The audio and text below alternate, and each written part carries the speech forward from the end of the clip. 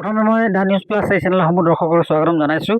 যিহেতু মাহমৰা সমষ্টিত মই আছোঁ, এইবাৰ বানপানীয়ে এই 4খন জিলা ইতিমধ্যে শেষ কৰি পেলাইছে, শেষ কৰিছে। মাটি যিমানখিনি তেওঁলোকৰ খেতি কৰা হৈছিল সম্পূৰ্ণ শস্য নষ্ট কৰি পেলাইছে। ঘৰ দুৱাৰ বিভিন্ন স্থানত ঠাইভেদে, যিহেতু আমাৰ মাহমৰাৰ এই অঞ্চলটোত মাহমৰা বিধানসভা সমষ্টিৰ এই অঞ্চলটোত মাহমৰাৰ কেইবাখনো গাঁও ইতিমধ্যে বানপানীয়ে সম্পূৰ্ণ কৃষকসকলৰ খেতি নষ্ট কৰিছে।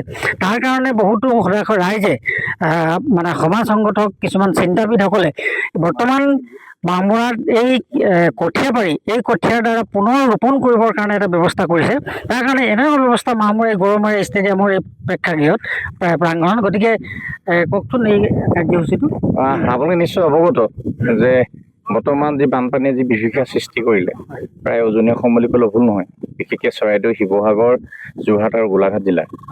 গতিকে আমি এটা চিন্তা কৰিছোঁ, বিশেষকৈ মাহমৰা সমষ্টিৰ বিধায়ক সুৰজিৎ ডাঙৰীয়া পৃষ্ঠপোষকতাত চৰাইদেউ জিলা কৃষি বিভাগৰ তত্বাৱধানত আৰু মাহমৰা কেন্দ্ৰীয় ৰঙালী বিহুৰ উদ্যোগত আমি ইয়াতে কৃষক ৰাইজক সকাহ দিয়াৰ উদ্দেশ্যে আমি আজি 15 বিঘা মাটিত আমি কঠীয়া সিঁচিছোঁ।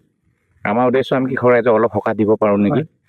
আমি জানো যে আমাৰ প্ৰায় 90% মানুহে কৃষিজীৱী, যদি বৰ্তমান সময়ত তেওঁলোকৰ খেতি পথাৰটো মানে ধুলেই, তাৰ উপৰিও ডাঙৰ কথা হ'ল কি তেওঁলোকৰ ভঁৰাল পৰ্যন্ত মানে ধৰক তিতি গৈছে, মানে বৰষুণ বানপানীত বিশ্ব ক্ষতি হৈছে।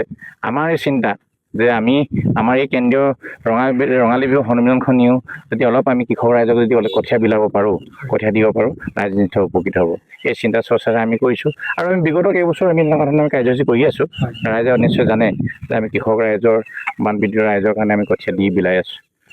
আচ্ছা, এই যিমান আপোনালোকে 15 বিঘা, হয় 15 বিঘা। 15 বিঘাত যিহেতু আপোনালোকে কঠীয়া ইয়াত সিঁচিছে আৰু ইয়াত যিহেতু কঠীয়া হ'ব, এইখিনি ক'ত আপোনালোকে বিলোৱা হ'ব, তেনেকুৱা কিবা পৰিকল্পনা কৰিছে নেকি? না আমাৰ প্ৰথম চিন্তা আমাৰ সমষ্টিবাসী ৰাইজক আমি জনাম আপোনাক কঠীয়া লাগে। তেওঁলোকে ক'লে যে হয় আমাৰ প্ৰয়োজন আছে। যদি কয় যে সমষ্টি আমাৰ হৈছে, তেতিয়া আমি ধৰক সমষ্টিবাসীত আমি এই কঠীয়াখিনি দিয়াৰ ব্যৱস্থা কৰিম। ইয়াত কি কঠীয়া আপোনালোকে? আমাৰ এইটো 310 চিয়াৰ, এইটো আমাৰ কৃষি বিভাগে আমাৰ ধানখিনি বীজখিনি আমাৰ যোগান ধৰিছে। এইটো কিমান দিনৰ মূৰত হ'ব? আৰু এটা কথা বিশেষকৈ এই কঠীয়াখিনি যিহেতু যেতিয়া পুৰত হ'ব, অৰ্থাৎ ৰুব পৰা হ'ব, তেতিয়া যিসকলৰ প্ৰয়োজন হ'ব তেওঁলোকে কেনেধৰণে আপোনালোকে যোগাযোগ কৰিব? ফোন নাম্বাৰ তেনেকৈ ব্যৱস্থা? নাই আমি আমাৰ যিটো আমাৰ সামাজিক মাধ্যম যোগেদিয়ে হওক বা আমাৰ বিধায়ক যোগেদিয়ে হওক, তেওঁলোকে যোগাযোগ কৰিলেই হ'ব।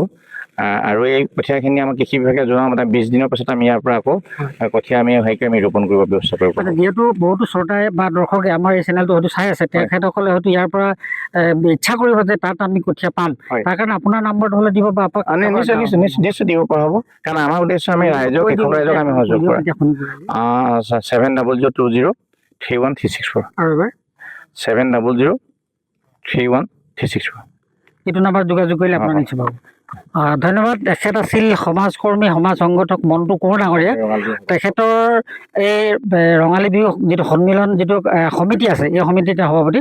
আৰু তেখেতৰ দ্বাৰা অৰ্থাৎ তেখেতৰ যথেষ্ট ইয়াত উদ্যোগ লৈছে এই কাৰ্যসূচীটোৰ কাৰণে, প্ৰত্যেক বছৰে লয়। তাৰ ভিতৰতো এবাৰ বানপানীত যিহেতু যথেষ্ট কৃষিসকলৰ বিস্তৰ ক্ষতি হৈছে, তাৰ কাৰণে সেইসকলৰ চিন্তা কৰি তেখেতসকলৰ খাদ্য যোগাৰ কৰিবৰ কাৰণে এনেধৰণৰ সুন্দৰ পদক্ষেপ গ্ৰহণ কৰিছে। গতিকে তেখেতলৈ আমাৰ ধন্যবাদ।